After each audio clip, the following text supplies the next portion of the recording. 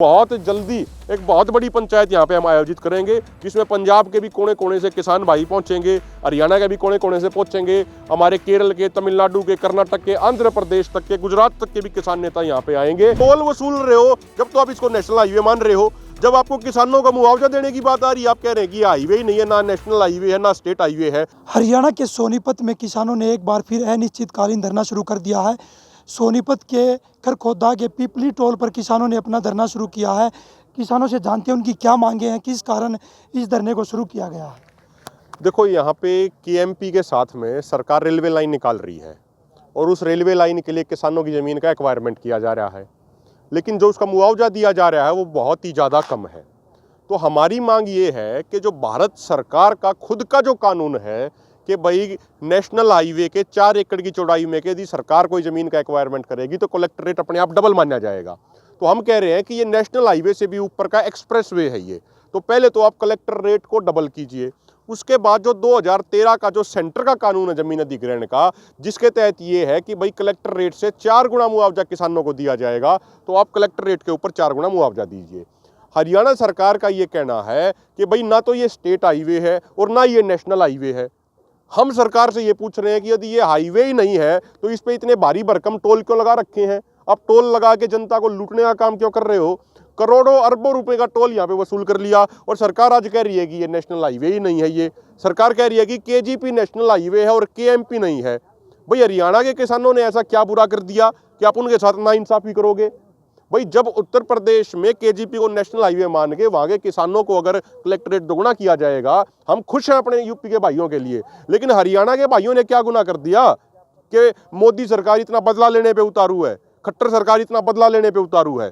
हम ये कह रहे हैं कि भाई आप इसको नेशनल हाईवे मान के कलेक्टर रेट दोगुना करो पहले, और उसके बाद आप 4 गुना मुआवजा दो आप इसमें। अब आप एक चीज़ देखो, सिर्फ यहाँ धरना नहीं चल रहा, इससे पीछे झज्जर में भी धरना चल रहा है, इसके अलावा पलवल में भी वहाँ भी धरना चल रहा है। यहाँ पे आज आप किसी भी गांव में चले जाइए, हर एक गांव में प्रति एकड़ जमीन आपको 5 से 6 करोड़ रुपए में मिलेगी, और सरकार मुआवजा कितना दे रही है? 50 लाख रुपया, 60 लाख रुपया, 70 लाख रुपया, सिर्फ एक गांव पीपली में 1 करोड़ दिया जा रहा है।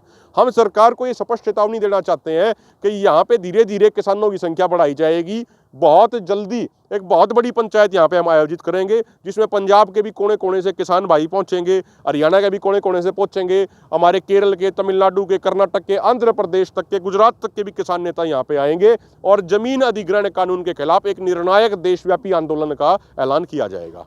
इससे पहले भी आपने सोनीपत में एक धरना प्रदर्शन किया था, आंदोलन किया था, उसमें से सरकारी अधिकारियों से बातचीत हुई थी कि इसको लेकर प्रपोजल बनाया जाएगा, उसको भेजा जाएगा कि मुआवजा बढ़ा कर दिया जाए। देखो, जो हमारी उस समय डीसी साहब से बात हुई थी और डीसी साहब ने ऊपर अपने भी उच्च अधिकारियों से बात करी थी सबके सामने, तो उनमें से उन्होंने कुछ मांगे हैं, उनको तो लगभग पूरा करा दिया है, बाकी कुछ पे अभी कार्य चल रहा है। जैसे सुपर सीडर की भी संख्या बढ़ा दी गई, जो खंबे वाला मामला था उसमें पहले जो नोटिस में ज़मीन के मुआवजे की बात लिखी हुई नहीं आ रही थी, अब वो ज़मीन के मुआवजे की भी लिखी हुई बात आ रही है। इस मामले में डीसी साहब ने ये कहा था कि भाई आपकी मांग जायज़ है, मैं आपका वकील बन के चंडीगढ़ तक आपके सारे कागजात, सारी चीज़ भिजवा दूंगा और पूरा यहाँ पे हम वर्क करके कराएंगे। बाकी आगे जो मामला है वो राज्य सरकार का और केंद्र सरकार का है। तो इसीलिए उन्होंने क्लियर उस दिन ये कहा था कि भाई ये केंद्र सरकार राज्य सरकार का मसला है, जितनी हमारी हो सकेगी हम आपकी खुल के इस पे पैरवी करेंगे। अब समझने की बात यहाँ पे एक ये है कि 2018 का हरियाणा सरकार का भी एक गजट नोटिफिकेशन है।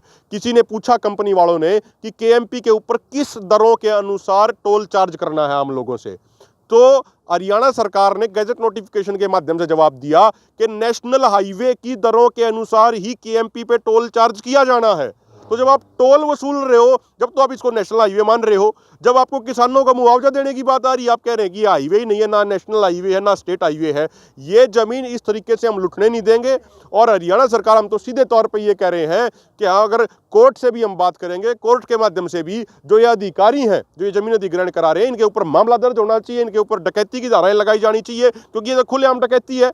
5 करोड़ की जमीन है वो 50 लाख में ली जा रही है। आज आप देखो, जो मात्र कुछ लाख में, चंद लाख में ही किसानों से जमीन ली गई थी आईएमटी के लिए, आज हरियाणा सरकार उस जमीन को 1 लाख रुपए प्रति गज के अनुसार बेच रही है। भाई एक तरफ सरकार कहती है कि हम सबका साथ, सबका विकास, सबका विश्वास कराएंगे, यही नारा है ना बीजेपी सरकार का, प्रदेश में भी और केंद्र में भी। कहाँ तो सबका साथ हो गया, कहाँ पे सबका विकास हो गया, और कहाँ सबका विश्वास हो गया। यहाँ तो विश्वास भी तोड़ा जा रहा है, विकास के अंदर से भी किसान को उठा के बाहर फेंका जा रहा है, और साथ तो किसान को लिया ही नहीं जा रहा। किसान का तो हमेशा खिलाफ है सरकार। ये यहाँ सरकार के नेता कहते हैं कि पहले की सरकारों से ज़्यादा मुआवजा हम किसानों को दे रहे हैं। मैं उनको चैलेंज करता हूं, कोई भी अगर मंत्री ये बात कह रहा है, मैं चैलेंज कर रहा हूं। 2013 के कानून के अनुसार हरियाणा के अंदर 4 गुना मुआवजा मिला है, 4 गुना मुआवजा, और आप कहां दे रहे हो 4 गुना। अब आप देखो, तुर्कपुर का एक हमारे सामने मामला है, किसान भाई लेके आए, कलेक्टर रेट 24 लाख, लेकिन 21 लाख कलेक्टर रेट के हिसाब से मुआवजा तय कर दिया 56 लाख का।